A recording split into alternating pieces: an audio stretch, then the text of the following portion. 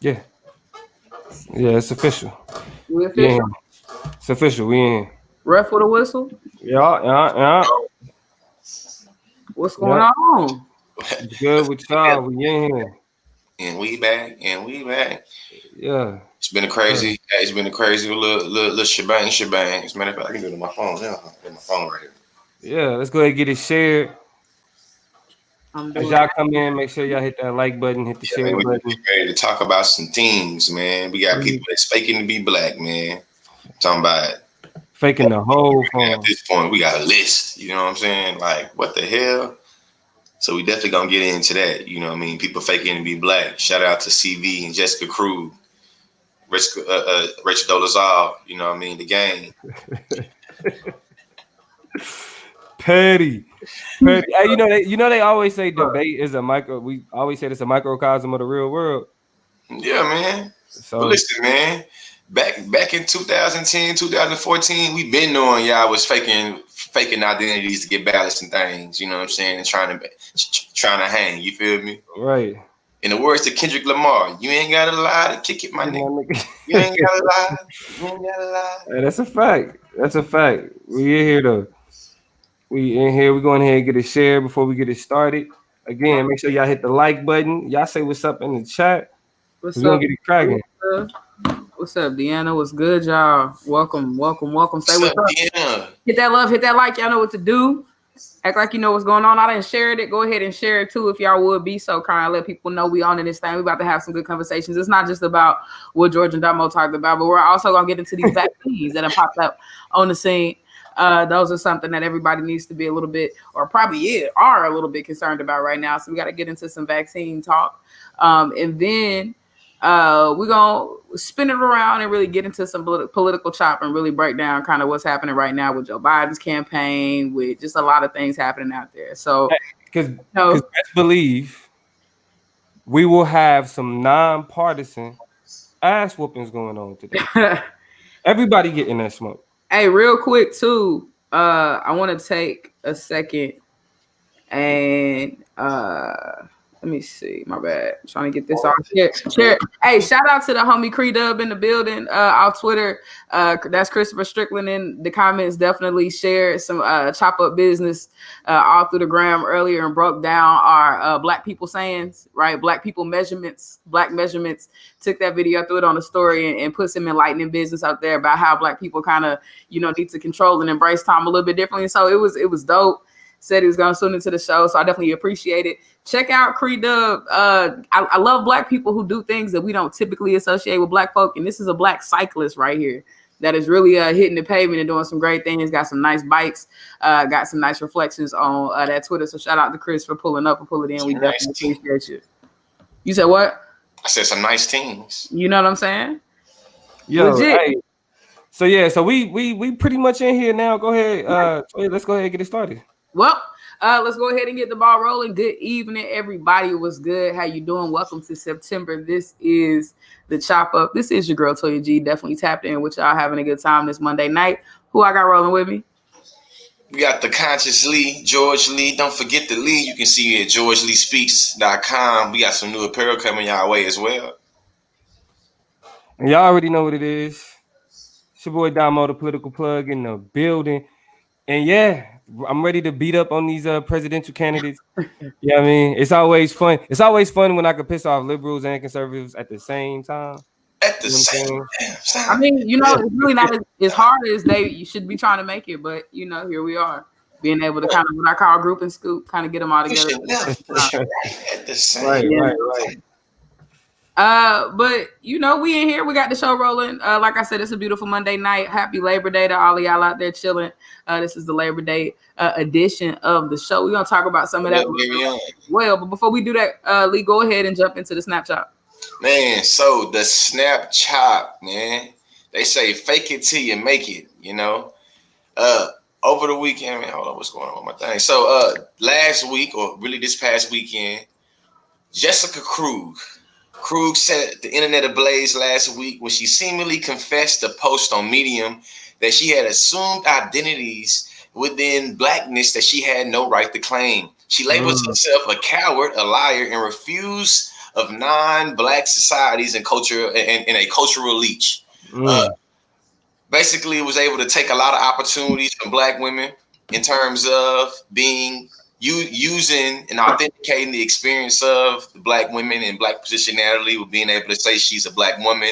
I even heard so far as hearing from students that she used to kind of authenticity test other Black colleagues that got opportunities like positions to speak at conferences and or positions to be on boards or whatever and say, oh, they ain't really Black, this, that, and the other. How do we get here? How do we get here? How do we get here? I think the answer to how do we get here is wanting in good faith to believe, you know what I'm saying, your skin folk is your kinfolk. And, you know, with that, you know, not really questioning, not using phenotype to really get into some of that. So it's a sticky situation. Yeah, I mean, you recognize that everybody, you know, standing next to you might not have your best interest at heart. But at the same time, you don't want to sit up here and try to check everybody who says, I'm with you, I'm for you, I'm about you. And so it's a really messed up position for Black people to be in, because we want people who, you know, especially claim to be like us, to be down, to be riding, to be into it. You know what I'm saying? It's weird. We can't get too excited about people who are not us. We got to kind of be like, hold on, wait a minute, what you doing? But if you a little fringy, but you claiming it, and you're willing to take on that burden and hold that Blackness and ride with that Blackness and take everything that come with that, you know, if I'm gonna be a Black bitch and you gonna be a Black, we both Black bitches, like, okay, cool. You know what I'm saying? If we both getting death threats, if you really willing to lay it down, like then we get here because now I'm ready to lock arms with you. You know what I'm saying? So to put you through the ringer when you're willing to subjugate yourself, your body, your scholarship, your time, your attention, your resources to what we got going on. It's like, yeah, you know what I'm saying? It's like, hey, come on, you know what I mean? So you get caught up. You know, for me, I'm looking at it like this. We already know how parasitic shit is to Blackness. How it's able to happen the way that it do will always baffle me though, because I feel like it's certain things that's obvious. You know what I mean? And even when I'm looking at pictures of this woman, what nobody like.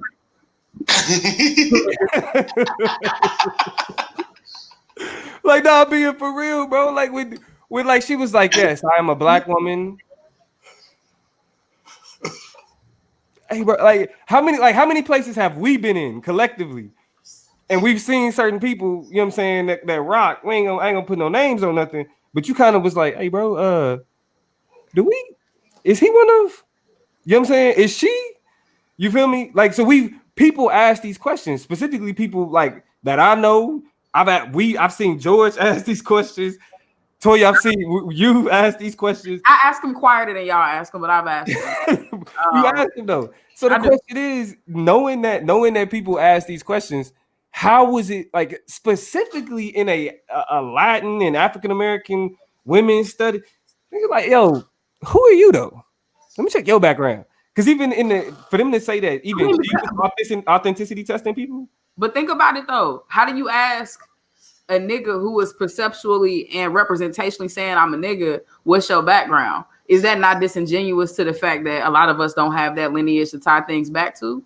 You know what I'm saying? And the kind of mix and scramble nature of our identities. I think when we was last talking about, you know what I'm saying, Blackness and identity and who gets to be a nigga and who gets to say nigga and who gets to kind of be a part of some of these conversations. One of the things we kind of overlooked and didn't really talk about is the fact that everybody's a mixed bag. I think this is when we was talking about mixed relationships or perceptually, you know, light skinned people they are. We don't realize when we're trying to get on mixed folk for being mixed that we are Black Americans. Right, we are mixed. There's some variation. Yeah, you know what I mean. And so it gets hard to try to peg people down and be like, "What are you? Tell me," because that's disingenuous to the Black experience. Definitely. I mean, yeah, it is a Rachel Dolezal sequel. It's a whole run back, and really, it's an expose. But again, though, action here. Am I wrong to say that there is some level of an eye test that goes into this? Am I wrong to say that there is there's a slight degree of looking, you know what I'm saying, and being like, should you be talking like that?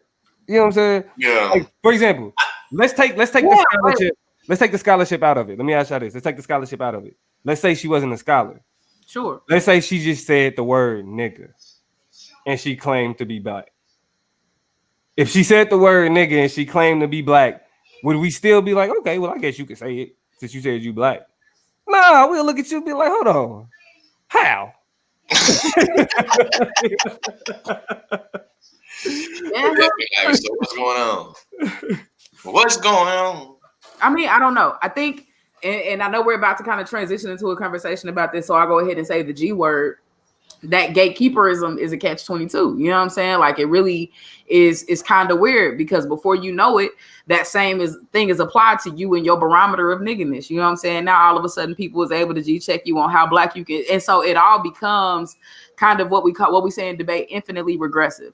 I think is the dangerous part about it, is that if we apply it to some niggas who might not be niggas but are saying they niggas, we got to apply it to all niggas and kind of start standardizing what that means, and that's a slippery slope that we don't want to go down. So it's really a hard situation for black people, especially when we need to be protective of certain things like our representation in institutions, like how we cooking and moving, because we let anybody in the door, and it's like, damn. You know what I'm saying? There goes another opportunity for niggas to really be in the mix and not just perceptually be in the mix. And so it's weird. And to this, let me clear up for the listeners. Right now, the theme right now we recognize is that, you know, people be faking it until they making it, in terms of dipping into the black culture, and I mean dipping into the black identity, and they necessarily not black. Let me just clear something up though. We're actually talking about Jessica Krug. I see people in the comment section talking about CV, the debater. And I see also people referring to Rachel Dolezal. You feel me? So what we're also seeing here is that what actually, first of all, I get there is, so Toya says it's a catch-22. In the situations for like the Rachel Dolezals or the CV Vitellos or the, you know, Jessica Krugs, is gatekeeping be good, or is it always going to be that catch-22? I mean, Marquise has said straight out the gate, I'm with the infinite regression, and I would like to. That's a very bold claim. I would love a solid warrant to back that up. I know he's gonna give me a paragraph in a second, so Marquise, cook that up for me real quick. But I think that is dangerous, but I won't say it's necessarily bad, right? It's really hard. It's hard. It's the perpetual conflictual position black people are constantly in to protect their shit. You know what I'm saying? Like, what do you do when you need all hands on deck and you need as many people as possible really about this shit and riding, but you also dealing with people who in their lives are dealing with, you know, whatever type of narcissism, whatever type of rejection, whatever type of dismissal, that now they're using black issues to project themselves back into the center of attention to heal through that shit. You know what I'm saying?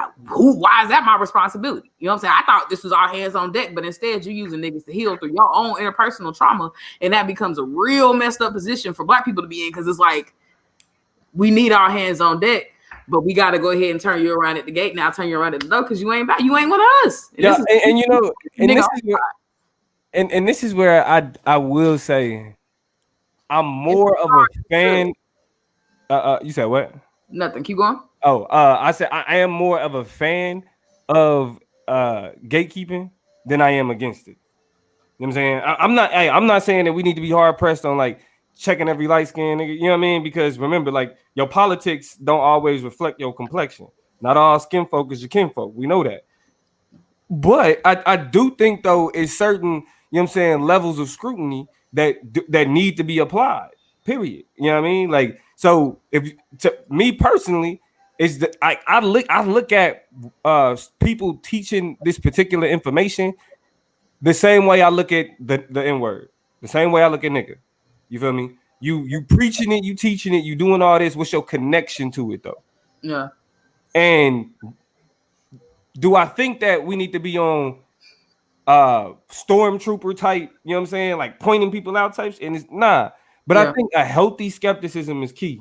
I think a healthy skepticism. I know I'm about to break off of script a little bit, but I'm actually more interested in something else a little bit. So, given the CVs and Rachel Dolezals and Jessica Krugs, what do we say to the people that says this proves there's a such thing as black privilege? What is your response, Toya? What is your response, Damo? I understand why they're making that statement. Why is there all of us because of this? The reason why CV, Vitello, Jessica Krug, Rachel Dolezal wanted to act black because they seen the opportunities and the authenticity with the opportunities that came with them being and acting black, i.e. getting to be the president of the NAACP, being able to be a scholar, to be able to go get booked, to go talk about the black experience, being able to be seen as a legitimate, credible person within the African American, you know. I mean, well, what it is it's a false equivalence. It's a false equivalence, and I think, and Nick Brady points this out in his comment where he talks about gatekeeping is neither good nor bad. It's impossible because whiteness is all it does is it robs, it's parasitic to blackness. So really, we can gatekeep only in terms of calling people out, but actually keeping people out ain't something that we can actually do. But when he says that she stole it, I mean, that's why it's not something that's outside of the norm of already what they do. I mean, this is the extreme because she was willing to adopt it, right? And that's not usually something that we see. For most of her career, she played to be black. Yeah, right. So like academic career. I mean, and it's like, you know, we know what it means to be black in this country. So we know that they take the art, they culture, whatever, they commodify it, but they don't adopt it. She adopted it. Like she put that on herself. And it's something different weird about that. You know what I'm saying? Like it's something it's something gross about that because it's like it's a fetishization of blackness outside of just like consuming it. It's fetishized. That shit is gross. Yeah. I mean, I don't know. The word that I think a lot of people associate with this is like culture voyeurism, right? Where you gotta you get the opportunity to go and take a vacation over in the privilege. And so that's really kind of how I respond to this notion of black privileges. You get to go and vacation with the booking engagements and with the panels and with all these opportunities to go and do and be a part of some really cool black shit, but you don't have to sit and rest in the vitriol that, you know what I'm saying, black people get, and it doesn't resonate the same. You might get some of the same hate mail or some of the hate messages, but you're just like, they're really upset. It does not, you know what I'm saying? You're like an ethnographer. What do ethnographers do? They go and hang out on other people's culture and take note of how things take place. They might go and be map it out, or might be a part of a ceremony, but when it's all said and done, none of that shit is spiritual to them. None of that is material to them. They go and take notes and they log it and they log it, and they're able to see kind of how the shit plays, but it never really resonates the same way that it will for a black person. And so this voyeurism, this cultural tourism where you get to go hang out and then reap some of the benefits, is like, nigga, you wasn't shooting in the gym. You don't know what it took to get these benefits. You don't know how hard people fight to justify having them once they get them every single day of their life, deciding how they're going to wear their hair and how they're going to put their clothes on. And that shit you get to pop in and pop out of. And so, I mean, whatever. You know what I'm saying? Like, nah, there ain't no ain't no overwhelming privilege over here. Definitely. And they what they owe. Yo, and it's so much other stuff that we can get into, specifically about the fact that she's in academia talking about this, right? And so what does that mean in terms of her, you know, her work? Okay. Because we know when we talk about black shit in academia, a lot of it stems from our organic intellectualism, like what we experience as black people, and then how we translate it into academia. That's real. That means that's mimicry. But I mean, I know it's a deep and that's a lot more to talk about, and maybe we'll get a chance to do that. But I want to ask y'all this. Why is it always white women? Why is it always white women? Like, remember it was a whole Instagram trend where they were like, all of these white girls on Instagram were like doing everything they can to look like black women. They was like, well, you remember the little lip challenge? They was like sucking on shit or doing something with their lips, and then they would take it off and have bigger lips. It was wild. It's hard to say. You know, I don't want to get into pathologizing people who I really don't understand anything about. I don't get a whole lot of other things about white women, so I won't sit and cast the wide net right now. Shout out to Honey. What's up in the comments? I see you. Thank you for pulling up. So I won't pretend to elaborate about what I know about white women.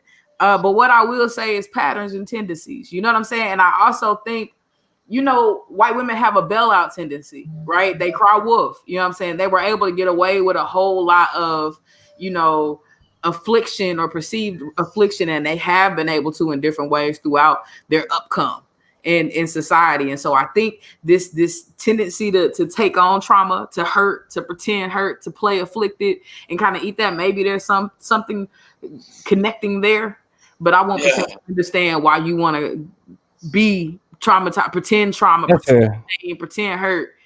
That's shit. That's you projecting from the way that white men. That's like some like real fungibility of blackness in terms of some old shit, kinda. But just being able to try, I feel like them being able to manifest their white privilege in spaces and places they wasn't able to back in the day. Like, this white woman thing is cool, but what would it be like to be a black woman? I'm gonna read some books, watch a couple YouTube videos and shit. I'm gonna do this thing and try. And to me, I feel like that's you know what I'm saying. That's kind of how I see that or whatever. I mean, Bricks even threw in a little, you know what I'm saying, like kind of crossbar into that, an intersectional question into that, or a response to it, which is many white and non-black people who grow up in black neighborhoods aren't usually out here claiming to be black. So proximity does matter. They know they don't gotta fake it. You know what I'm saying? This very much seems like a desire of white people and middle class, upper class people. So is there a class element? Right, like the whole, and I think this go back to the voyeurism, right? You want to play poor, you want to play broke, you want to play like you come from nothing, and you know not to.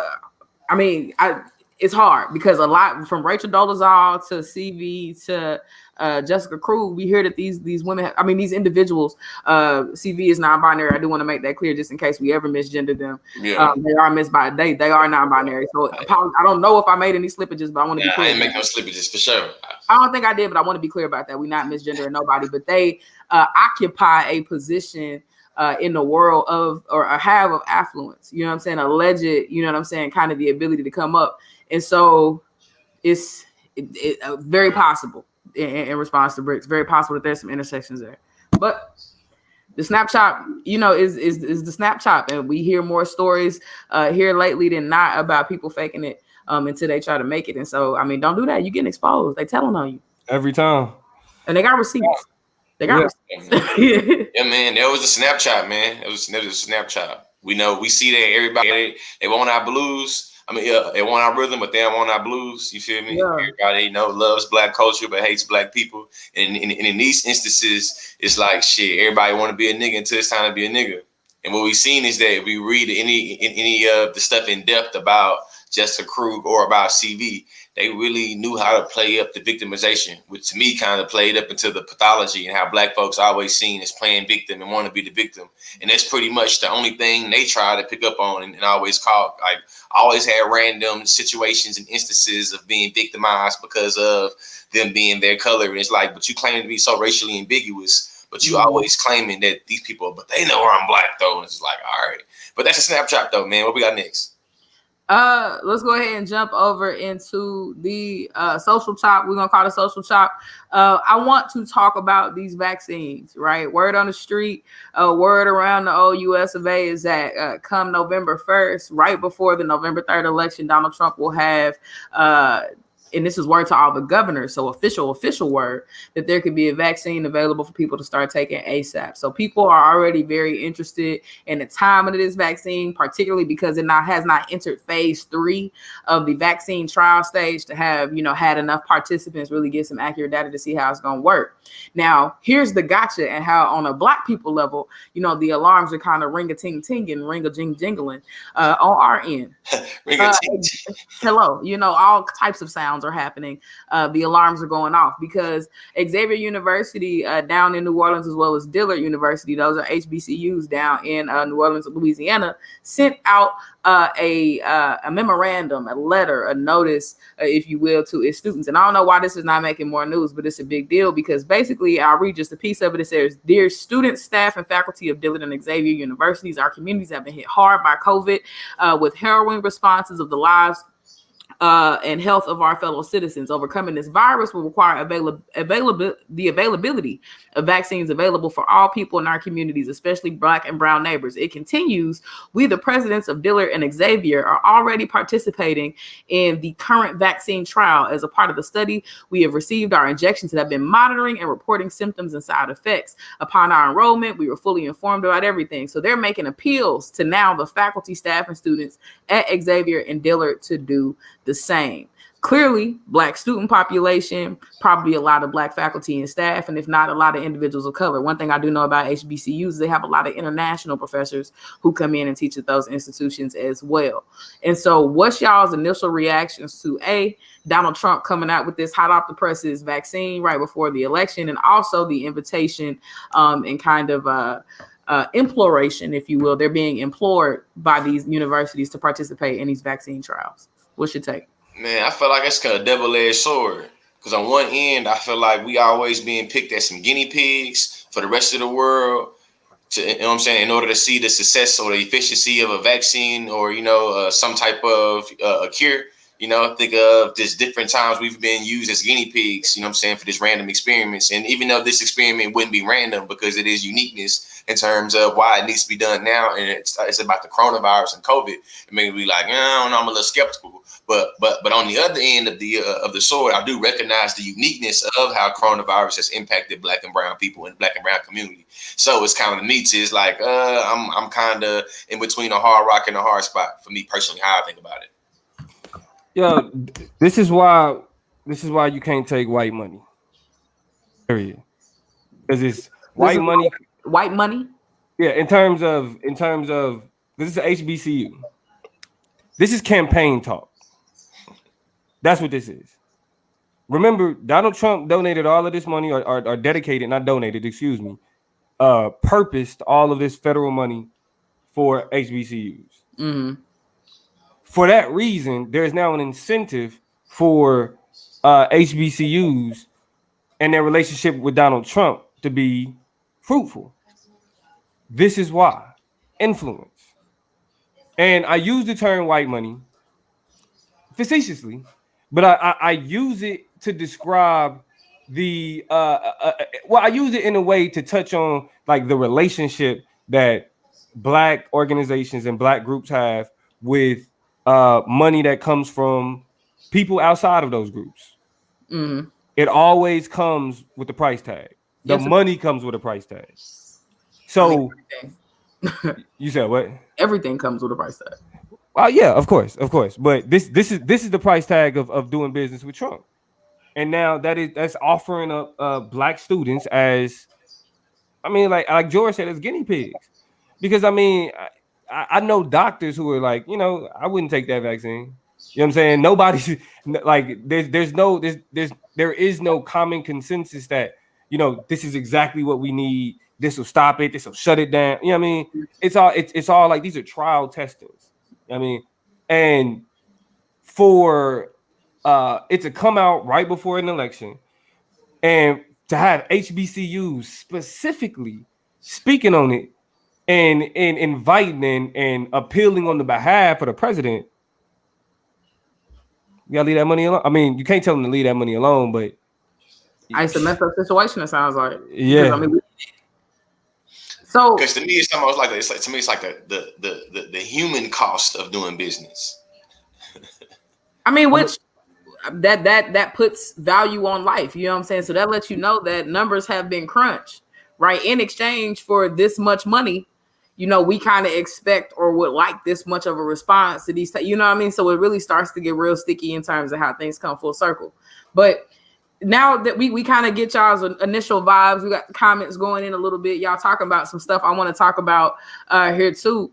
I want to ask the question about distrust, because the question that we're really looking at with, we have a deep general social distrust of the current establishment, and not even the current establishment, but the United States federal government and its history and its past in general, right?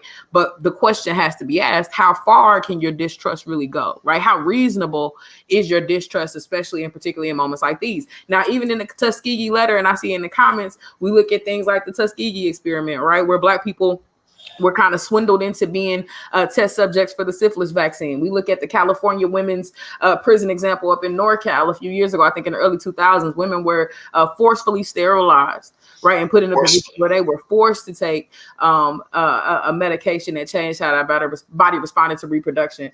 And so we see these examples and hella more. But the other side of that is, what do we know about the coronavirus and Black and brown people is that we've been mostly affected, right? And so you see that. You see the fact that things like pain and pain tolerance, recent studies have come out to say the medical industry does not fairly account for Black people in their pain and understand it the right way.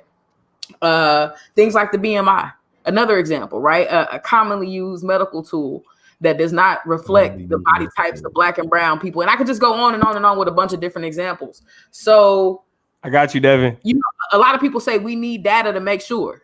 Right. We need data to understand how it responds to Black people. That's their justification in the letter. Where do y'all fall with all of these examples on both sides about how we need more, but how we should also be skeptical of opening our bodies up to the state? To me, I think that we need to have some type of oversight and need to have people from the communities that's able to pick. I feel like we need to have some type of communicated transparency where we know what to expect and we also know what's going on in terms of the different phases of the trial. You know what I'm saying? Because in my mind right now, when I think of the past experiences of a lot of those things, what happened is the first thing was there was a lot of disingenuous on motive and on intention when they gave and when they picked these, ironically, coincidentally, exposable and disposable communities like HBCUs, like prisons, like, you know what I'm saying? And in my mind, it's just like groups of Black people or groups of, you know what I'm saying, Black and brown people. You feel me? And I think that because I recognize that in my mind, the only thing they'll be able to resolve that if there was some oversight and some type of transparency of people of that community that was able to be seen.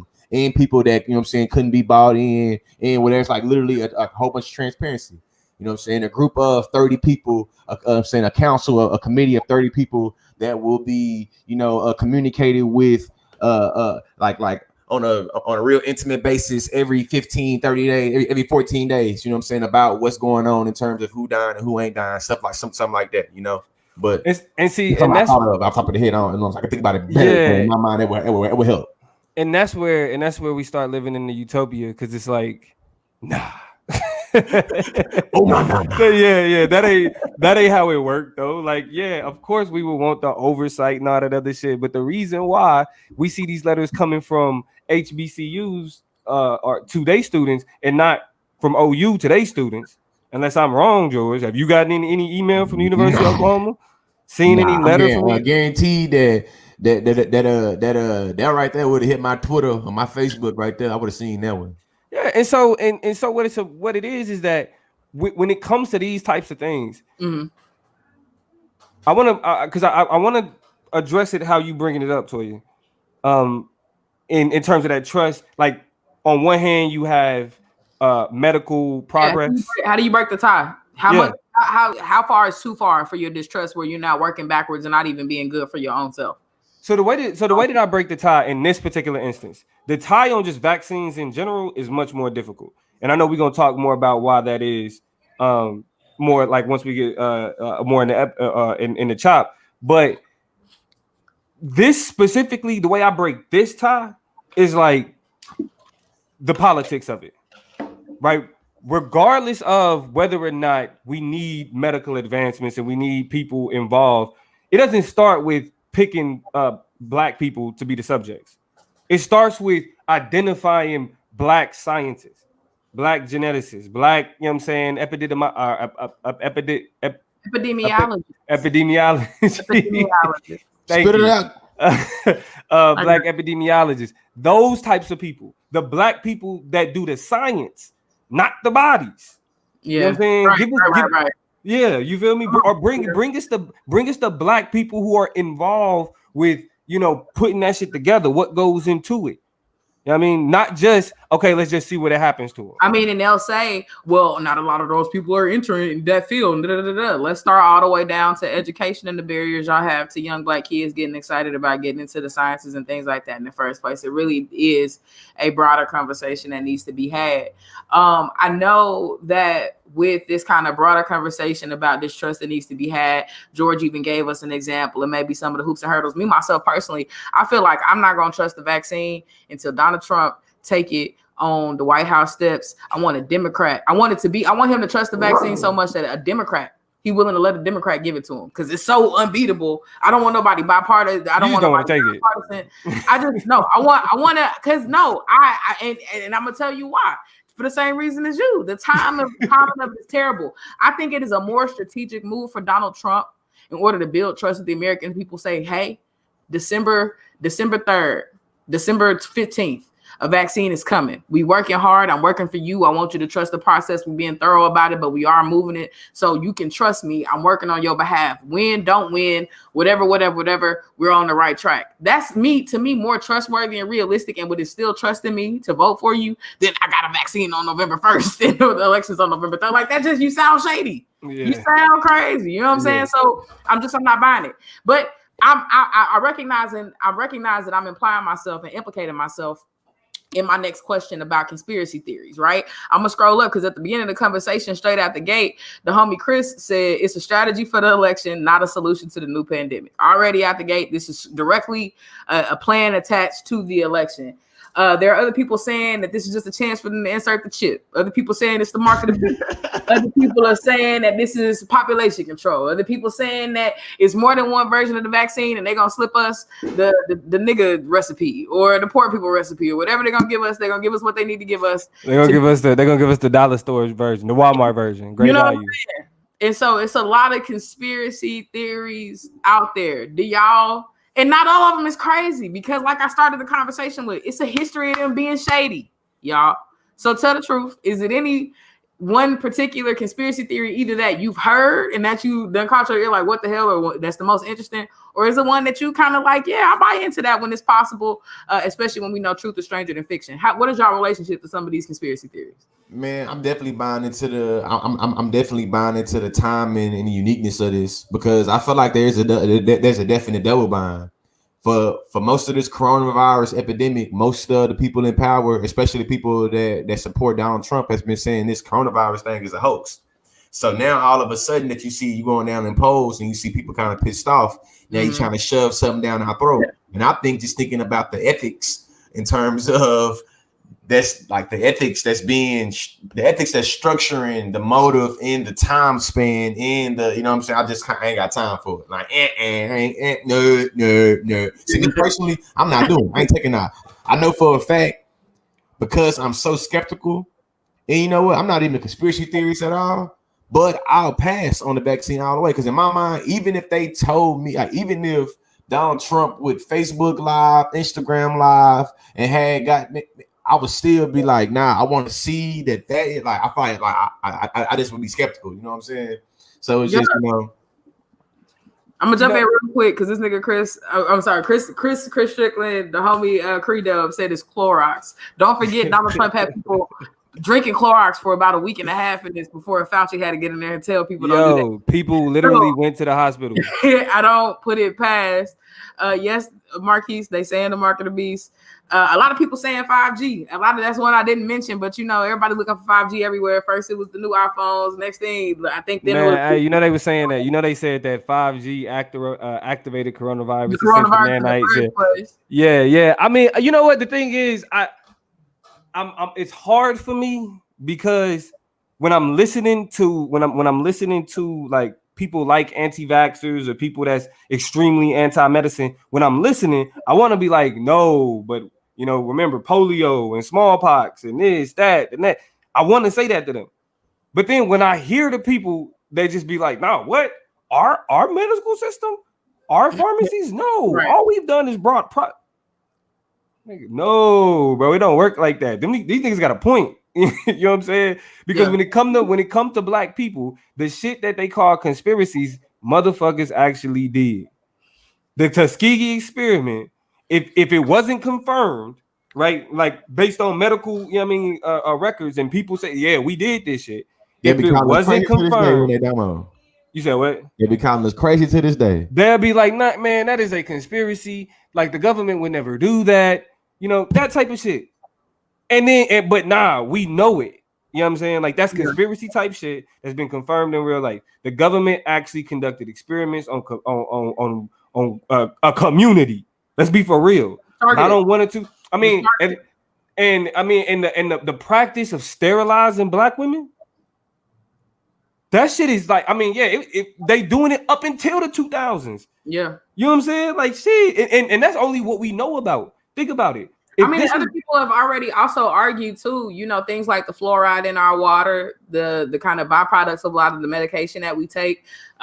People say it's been a slow sterilization station. The steroids in our food, the way that certain foods are modified and manipulated, that this is an accelerated version of something that's already happening on a slower level, just by nature, you participating in civil society, right? So it makes it a very kind of weird question about whether or not we kind of putting up our resistance a little bit too late. You know what I'm saying? You drink water out that tap and you let them put whatever in it. You know what I'm saying? And then those are the things you already whatever in it. You know what I'm saying? Yeah. So but you know that statement, and I won't say completely as though I'm not an autonomous being that doesn't critical think and make decisions. A lot of the times I'll be like, well, shit, y'all already doing it. Just keep going. You know what I'm saying? Like it does put you in a position of defeat. Like if you already, and I can't get away from it over here. Like the most compelling reason that I heard from a friend of mine, my boy Max, about you know, he was a smoker and he kind of is a vapor or whatever, you know, oh man, Max, you gotta stop smoking.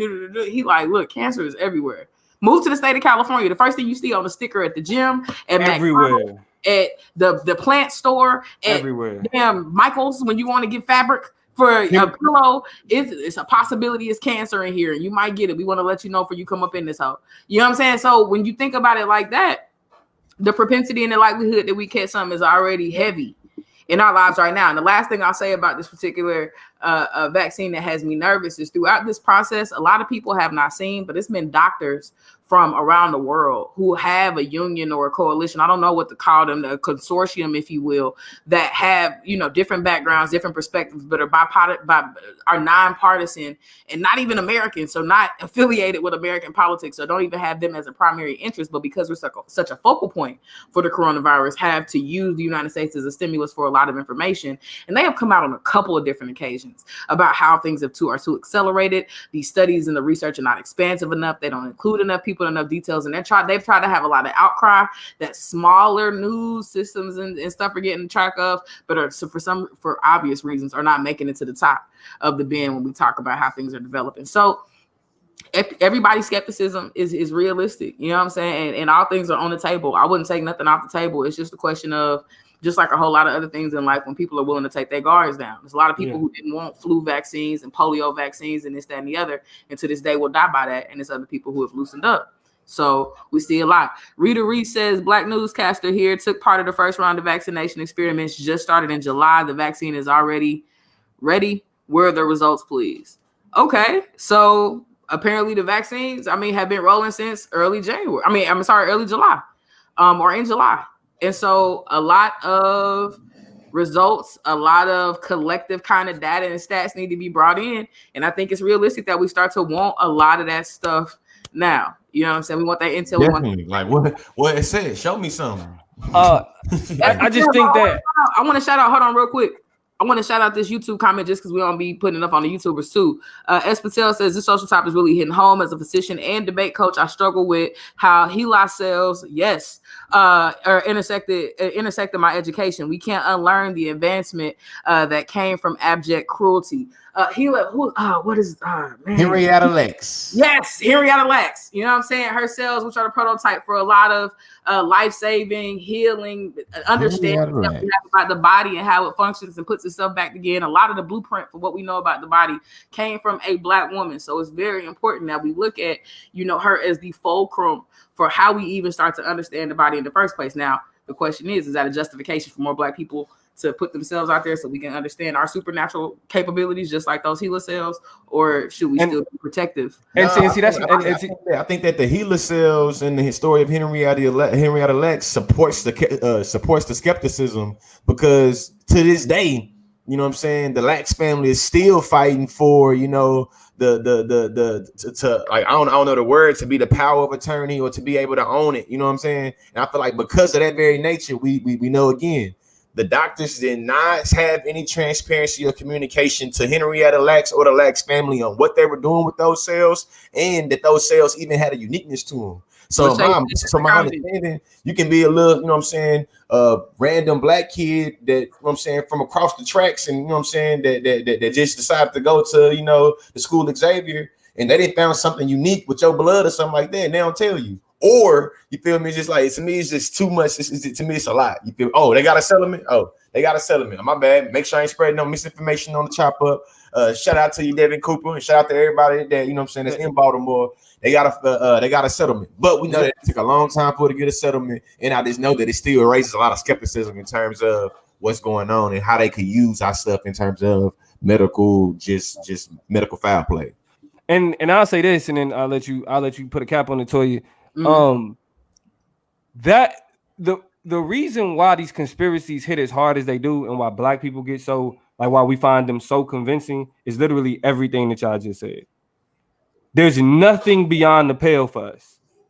You know what I mean? Like, there's no, we know that there's no extents that they can't go. So even as somebody who's like, all right, I'm not as extreme, you know, it's progress. You bring up instances of polio and smallpox and how we got rid of those things. Getting rid of those things, even if that's the case, even if it is a medical progress, it's always at our expense. We die because of the guinea pig stuff. No, I mean, exactly. But that's why that's why I'm always going to lean more towards the conspiracy theorists than the textbooks, because ultimately we always end up having to pay the ultimate sacrifice for everybody else to live and get no benefit. The Charles Drew. We all know who Charles Drew is. Yep. Charles Drew invented the technology that made it possible to store blood for transfusions for victims of trauma who lose a lot of blood. The reason why we have blood banks, the plasma bank, the reason why we have all of that is because of Charles Drew. That man was in a car accident, was taken to the hospital, and was denied access to the technology that he invented that could have saved his life. Tell the truth and shame the devil. That's the history of medicine in the United States. Regardless of, the conspiracy theorists, they're listening. Yeah, my nigga may be listening to Alex Jones. He might be. Okay. He may get the homegirl may get her vaccine information from somebody on YouTube. But god damn it, they not believing the bullshit y'all telling. Because if it was up to y'all, we would be sacrificing ourselves so y'all could live into y'all 80s. And I think that the expert community and a lot of the like authority community, in terms of being able to disseminate knowledge and information, they have to deal with a lot of the skepticism that they have created, a lot of the I feel like the environment and climate that they have created in terms of just the incredible distrust that not only I feel like minority communities have, Black, brown, Mexican, Native American communities have with the government, but also like the general public in terms of like white folks, mainstream America. You know what I'm saying? Because I think the one thing I've learned from this coronavirus is that there is a great level of skepticism throughout our society that's kind of cross-cultural. Yes. I mean, and it is, I think, being felt more and more as people start to recognize and feel the disparities that exist in our just general healthcare system. All of this conversation is ongoing, and largely because our bodies as Black folk are constantly being put on a line in ways that we have to think about a whole lot more than other people on a day-to-day. I'll end it simply by kind of recognizing Nick's comment. Nick says that there's something between conspiracy theorists and government medicine. We got critical race theorists who focus on the medical apartheid. Shout out specifically to, in case you want to read more about the issues that are happening to Black people and with Black people in the healthcare industry, or what we call the medical industry. industrial complex is totally a thing. Dorothy Roberts, who really sheds a lot of light on how that particular institution thrives in the ways that it does against and not at the behest of Black people. We use this phrase a whole lot, but I think it absolutely applies right now. We need to have a, no pun intended, healthy skepticism of what's happening in the medical industry so that we can stay on top of the ball. It's just kind of like these things just come out like that. She can't help it. It fits. We need to have a healthy skepticism. So with that, that's the social chop.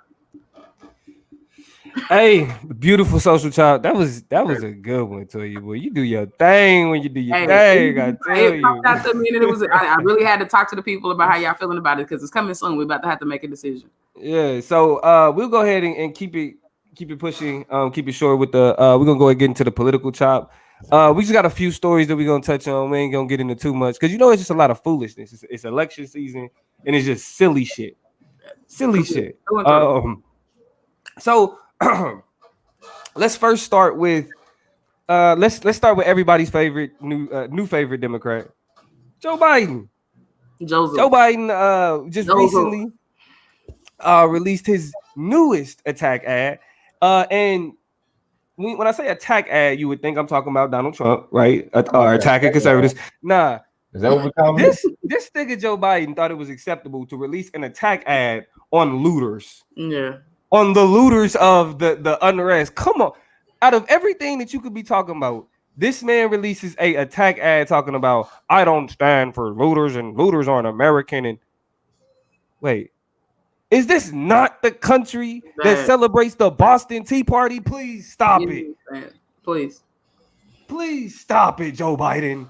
Yeah, man. You know what it was with that, man. You know you got to appeal to respectability politics and mainstream America. Right now, Biden and Trump is fighting for the white moderates, man, and the Black moderates and all the moderates that's lost in the South of civility, where they can be able to always prioritize social order before justice. That's the people that he was appealing to. The people that Martin Luther King was, critiquing when he wrote that letter to Birmingham. That's who Biden was. Hold on, George, say that shit again. Who is Joe Biden appealing to when he says Joe Biden America does not represent the looters? To the white the white moderates that Martin Luther King said that, hey, Black folks, Negro, I'm afraid to warn y'all that the Ku Klux Klan is not people we should be worried about. It's not our greatest downfall. It is the white moderate that is more concerned with order than justice. So when you think about who he was trying to appeal to, he was trying to appeal to the white people that are in the middle, that are trying to figure out how they're going to get their America back. Hey, Christopher Strickland says Biden needs Drake's ghostwriter. He's got no bars, bro. Hey, Barack Obama's speechwriter, they was genius. Yeah, genius. They like whoever wrote Obama shit hit that nail on the head, bro. The fact that there is nobody around Joe Biden to be able to hedge against the pure white goofiness. Goofy. Yeah, I mean, but here I want to center the conversation though in context.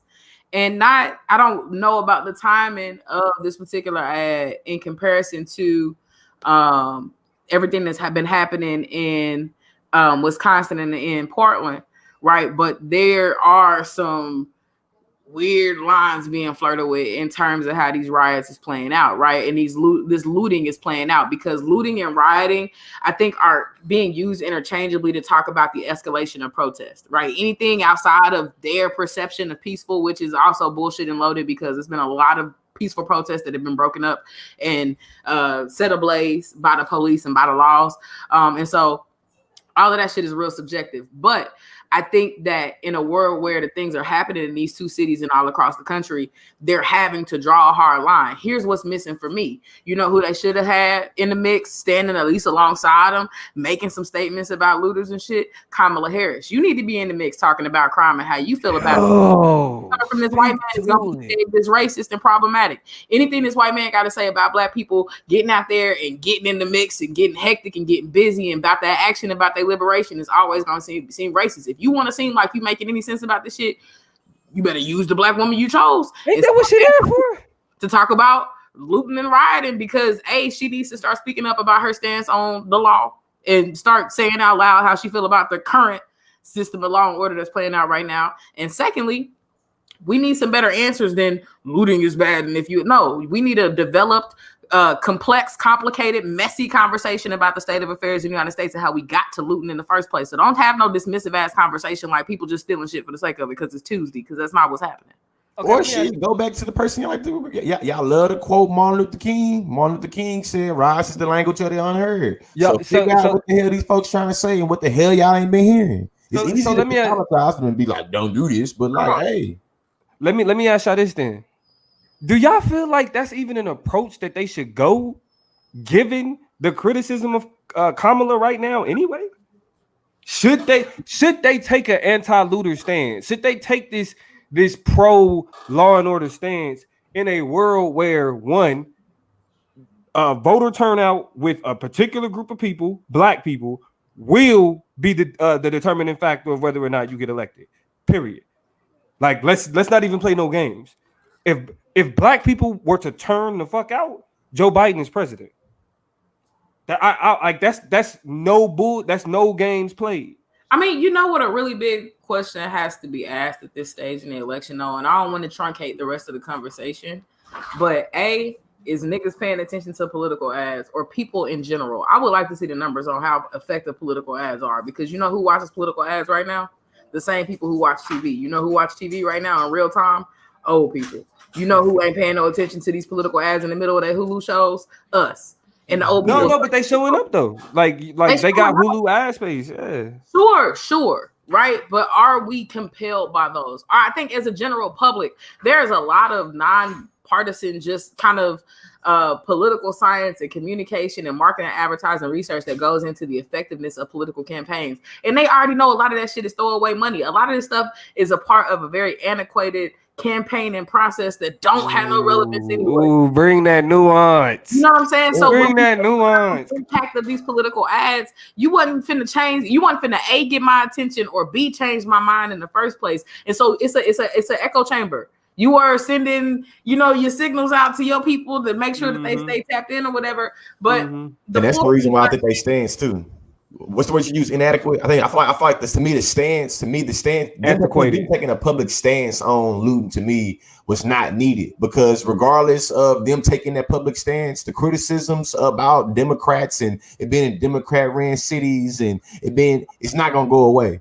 You know what I'm saying? And I think that with that being said, they might as well went on some debate shit in my mind. I feel like right now, to me, the Democrats are showing that they are still being lost in the sauce of traditional politics, but they still trying to only appeal to people that have been going to the voting poll for the past 5, 6, 7 elections, 3, 4 elections. I think that it would been more efficient and much more, productive to try to appeal and try to get those people that they feel like don't go to the voting. You know what I'm saying? They don't go to the booth.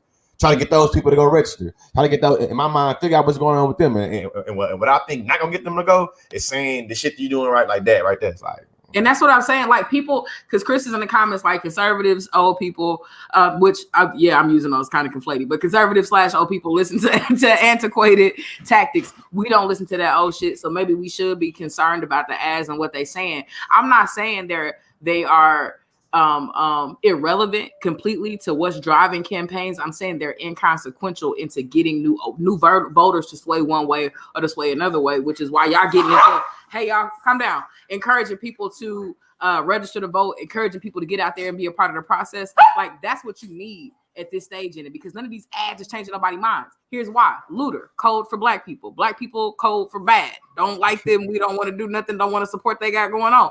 Conservatives already think that. So you're not elucidating, you're not exposing any new information that is gripping, that is jarring, that's going to change my mind one way or another.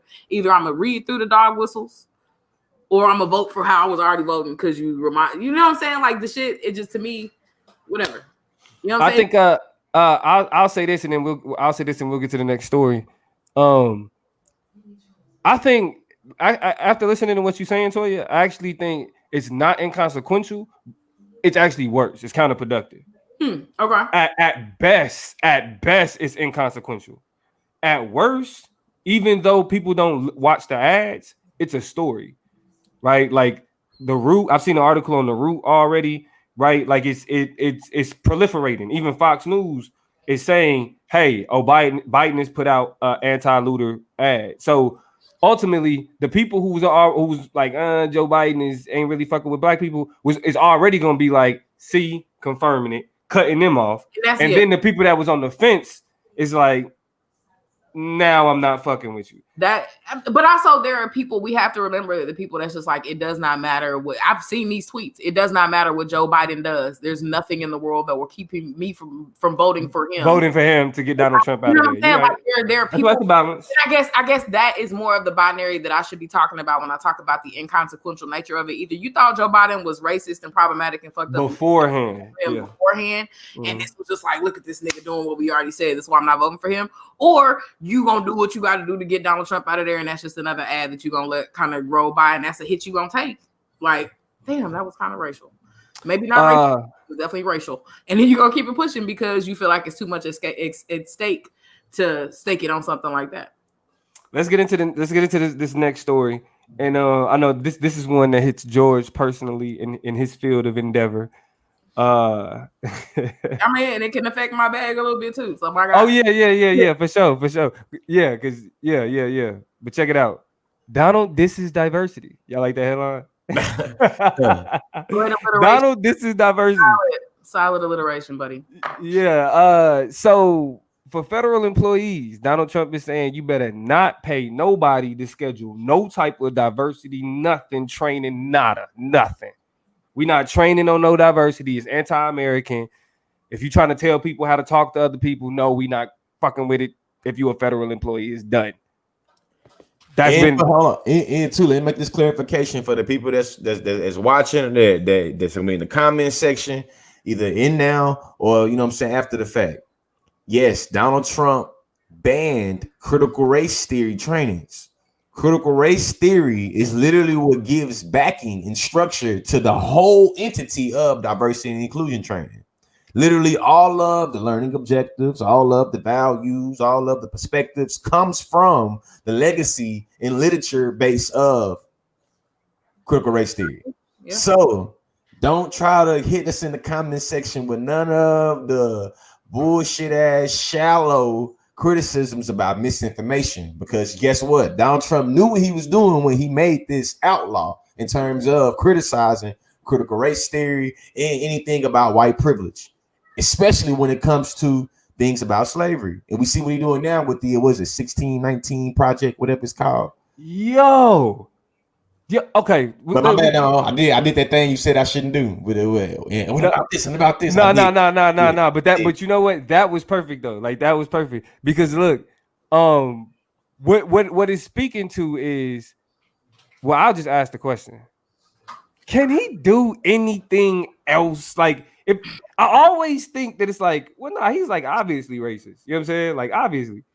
Now it's like, damn, no, for real, like for real, like. He's telling the world, telling the government, we don't fuck with diversity. Hey, and you like, can it get any worse?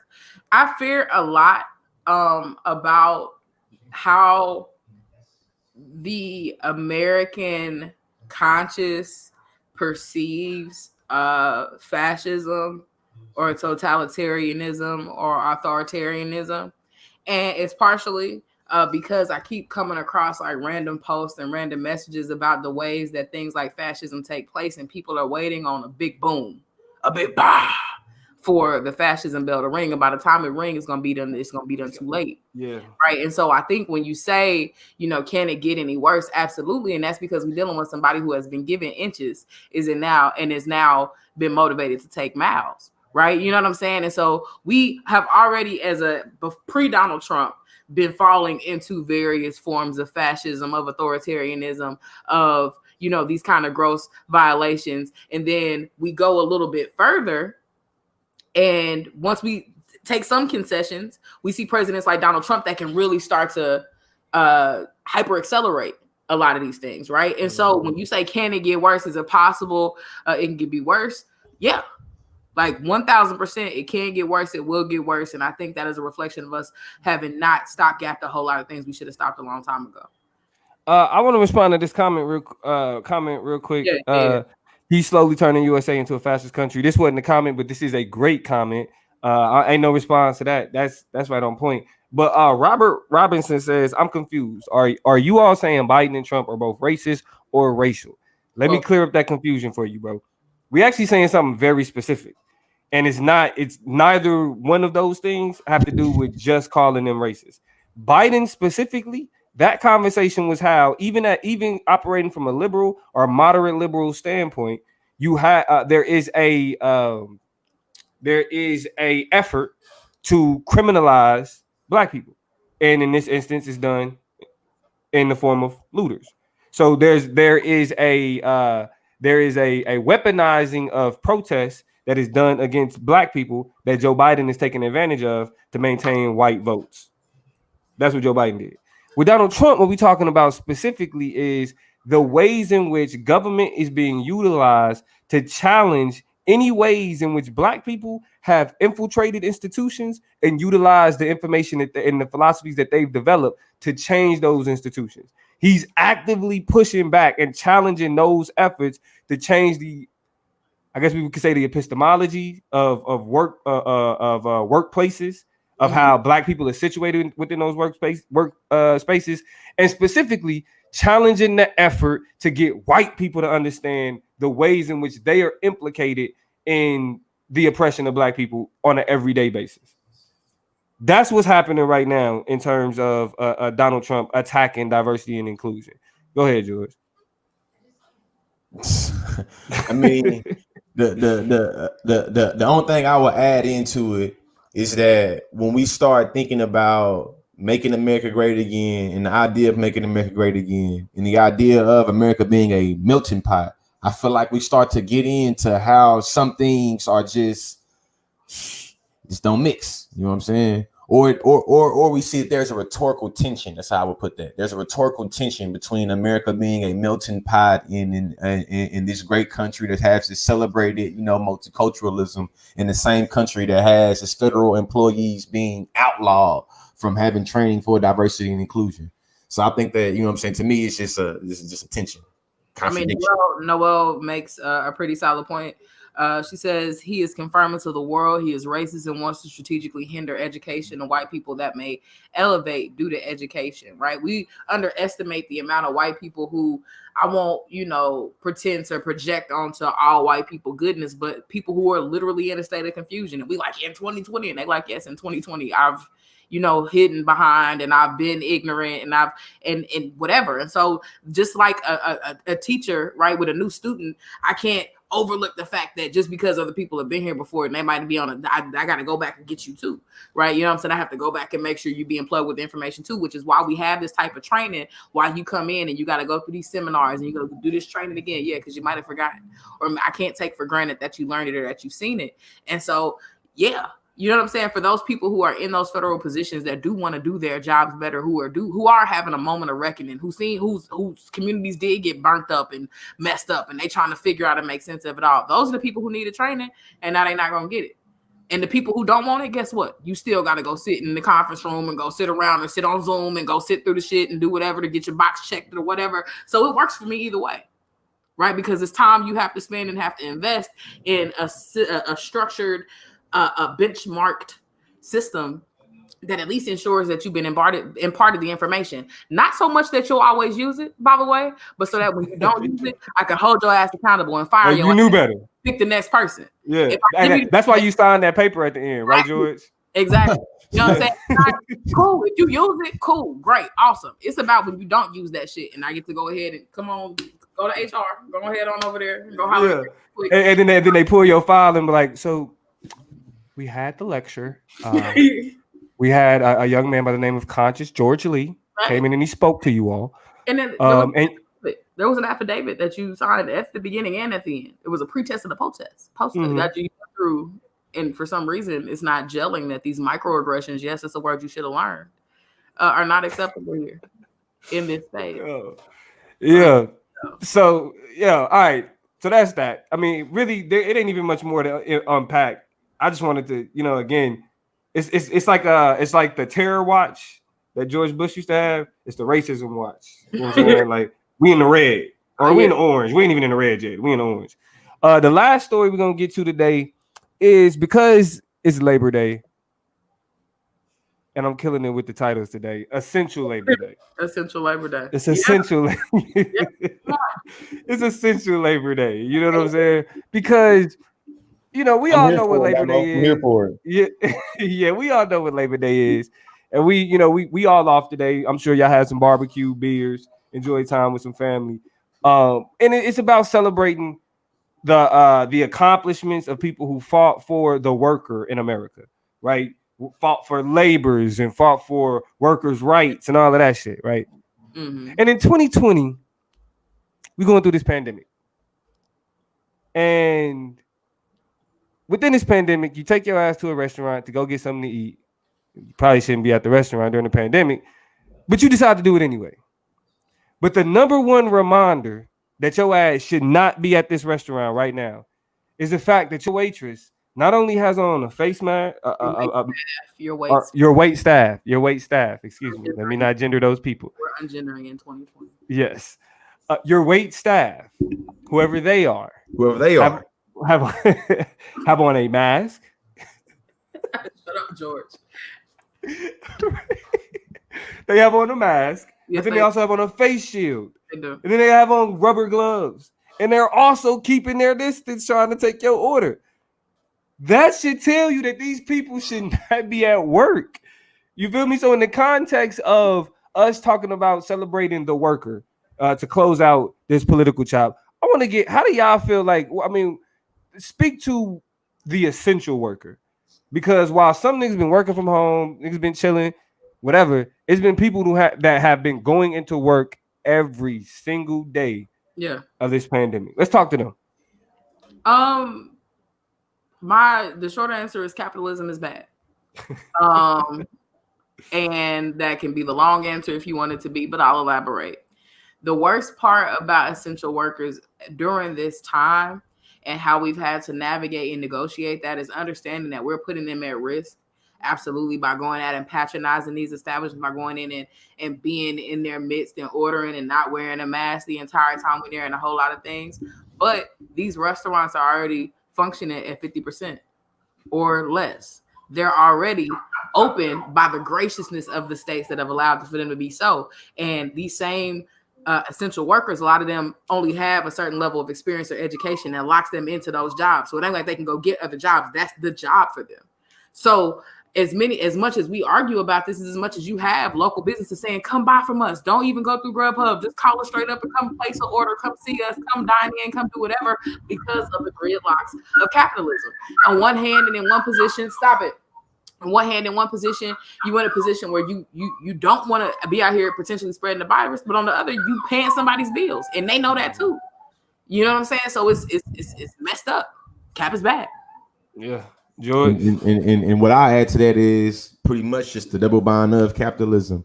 Like capitalism is so pervasive that it's really a global system of capitalism. Whether I'm in China, America, or South America, it's like shit. I got to deal with capitalism. The second thing that sucks about it is like no matter how much capitalism sucks, I have to survive in this capitalist system. I want to live. So because I have to survive in the capitalist system, you know what I'm saying? This is where I kind of, this double bind I'm kind of put into. I'm forced to try to thrive in a system that hates me, or I'm forced to try to thrive and survive in a system that is dialectically opposed to my, thriving. You feel me? Yeah. And I feel like this right here, this is gonna come in a debate mind right here. One time I made a criticism about this capitalism shit or whatever, and somebody in my comment section hit me with the, well, you on Instagram or you, it's like, listen, all the slaves said slavery sucked. You feel me? Most of the slaves, how about that? Most of the slaves said slavery sucked. However, when the master came through with the food, they still ate. You'll be dumb to say, man, you say slavery bad, but you eat master food. Yes, the slaves had to survive in that system. You feel me? That had them confined, that had them in captivity. And whether we like to admit it or not, capitalism is a system of captivity. Coercion. Yeah. All of that shit. Yeah. I mean, and it's crazy that you even say that because, like you said, in this instance, people had to put their life at risk to survive. It's crazy. I mean, go ahead. No, because I just want to speak to, especially when we talk about labor, the nurses, that worked round the clock during the peak of it. I mean, not even just the medical professionals that worked round the clock. You know what I mean? To kind of keep up with it all. Them not having the proper resources to protect themselves. The amount of people who are, first responders and are medical professionals who put their life on the line to save other people. You know what I mean? That end up dying. Right? Like the list, the amount of nurses and doctors and EMTs that died from COVID because they just handle COVID patients every day while we quarantining. You know what I mean? Like that's the type of shit that don't get recognized even on days where we sit here and celebrate, labor. It doesn't. And this is why too, as much as I want to point it at Cap, we have to talk about racial capitalism in a way that prolifically happens. Everything happens disproportionately to Black people. One of the startling statistics, and I'm probably gonna butcher it a little bit, but I'll get it as close as I possibly can to accurate, was talking that I heard on NPR was talking about New York and the essential workers up there and how I think 70% of essential workers, 70 some odd percent of them were Black or brown. And of those, y'all, of the 70, some maybe 78% of essential workers that were Black and brown, check this stat. 60% of them were women. So you have Black and brown women who are really taking the brunt when you look at essential services, maybe not in specifically the nursing field or the doctoring field, but I bet the statistics are similar for the state of California, right? And what we can probably see is that there are very particular people suffering in very specific ways because of how labor is recognized, understood, and identified in our society. And so it's rough, right? It's hard because I do, as a consumer, have to make a decision about whether or not I'm making the issue better or make it worse, right? If I go out, I want to give you a good tip, but what did that good tip mean when you can't breathe? Yeah, you know what I'm saying. What do that tip mean when you take something? I mean, yeah, it's extra $10, extra 15. I mean, I'm like nah, for real. Like since I ain't, cause I've been doing it. Like we've been going out, and I make sure to $20 has to pay. Yeah, off break. $20 tip has to pay off break. I mean, because it's just, and the one time I tipped him only like $11, and my wife brought it up after the fact. I felt bad because I was like, nah, she, just being out there. You know what I mean? People deserve that recognition. They deserve more than just like, well, you the one who got to work. You got to pay your bills, right? Yeah. Like, nah, that's just not fly. Yeah. So on this essential Labor Day, you know what I'm saying? Respect to y'all, man. Anything on that? To me, I got two thoughts on it. The first thought that come to mind is that this country, the backbone of this country is fueled by the manual labor, reproductive labor, and spiritual labor of Black and brown women from the beginning to now. You know what I'm saying? And in terms of how, when we talk about how many cents people is paid on a dollar compared to white men, how it gets even lower when we talk about Black and brown women. You know what I'm saying? We can talk about how white women is paid this percentage, you know what I'm saying, 80 cents or whatever it is on a dollar, but we know that number goes down significantly. And I think that when we think about the type of labor that Black and brown women do for less cents on a dollar than everybody else, especially in the coronavirus, is like, man, you see the risk they taking for cents on the dollars. You know what I'm saying? Which brings me to my second point of, it seems like to me right now that from a middle class and upper middle class perspective, there's been a lot of industries and a lot of industry period that have benefited financially from the coronavirus in terms of how the economy is being hit. To me, it seems like the essential workers, especially Black and brown women, that kind of still been able to go to work, it's been having to go to work and risk their life for $600, haven't been kind of rewarded or haven't been compensated for risking their life tooth and nail, or risking getting this deadly disease with making burgers or cleaning up, or you know what I'm saying. And those pretty much my two thoughts on this right here. Definitely. I mean, you got to think about who we always need to have hyper specific conversations about how the cookies are crumbling for particular people. I know Damo is trying to bring it to the close. I'm gonna holler at these comments real quick. One, Chris says, one, you have to play the game to survive, and two, what system/game exists that allows all people to achieve economic equity to be independent? And the answer is none that have been perfected, right? The closest version we've gotten to it is probably the communist system. And while I don't necessarily think communism is a terrible response to the way we ought to live, instead of going down that that political and ideological path. I'll kind of talk about the realm of reasonability for the laborers and that are working, the people who are working. Even if we don't have this pristine system of equity, I still think there could be more care in the infrastructure of how we recognize people who do types of labor.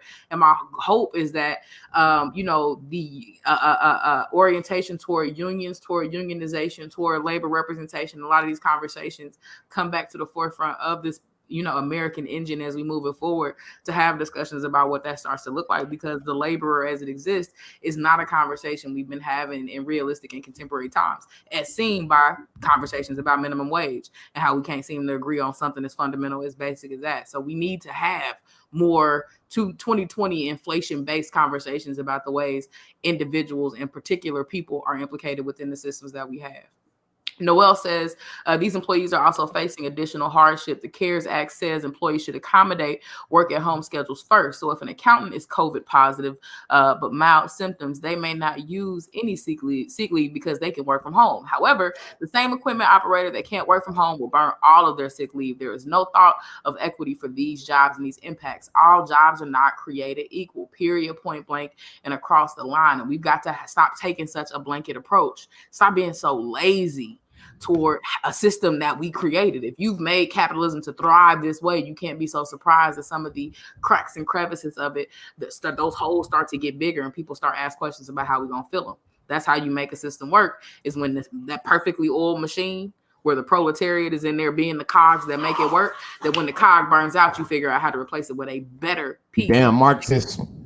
You know what I'm saying? Period, point blank. Hey, y'all cut it out. Yeah. So, hey, make sure that's great wisdom from two, extremely wise people. I'm glad everybody was able to chime in and add to the conversation. Everybody that was able to stick around. We hitting the 120 mark, so we about to go ahead and close this out. Make sure y'all follow us on Facebook at The Chop Up Show. Make sure y'all follow us on YouTube at The Chop Up Show. Make sure y'all follow us on Instagram at The Chop Up Show. It's really that easy. If you want to subscribe to the podcast, you can find us on Spotify at The Chop Up Show. You can find us on iTunes at The Chop Up Show. Blog Talk Radio at The Chop Up Show. It's that. I'm just saying, repetition. And a lot of y'all, if y'all sticking to it at the end, y'all probably know about it. Y'all probably already following and liking it. We appreciate that. Share it. Let other people know you got a real cool podcast you want, people to take a listen to. You got this little 30-minute segment. We don't even put the whole show on there like what y'all sit through. We break it down piece by piece so that you can have easy listening and listen on the go. So make sure, if you don't know where it is, it's at The Chop Up Show.